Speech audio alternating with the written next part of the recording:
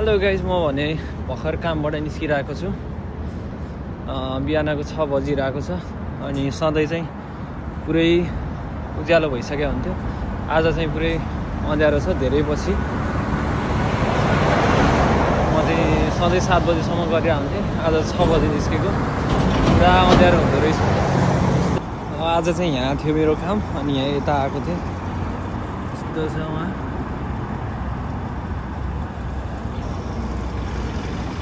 यहाँबाट फेरि तल झर्नुपर्छ उँधो छ अनि पर बिल्डिङ, पर ठुलो बिल्डिङ भएको ठाउँ पुग्नुपर्छ। बिल्डिङ चाहिँ यहीँ छ तर धेरै नै टाढा छ। एकदमै बिल्डिङ चाहिँ यहीँ जस्तो देखिन्छ, लास्टै टाढा छ त्यो बिल्डिङ। अल्गो धेरै हाइटमा भएर यस्तो नजिकै देखिरहेछ।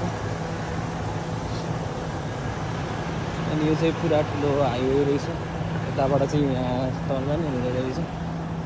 यता यस्तो छ।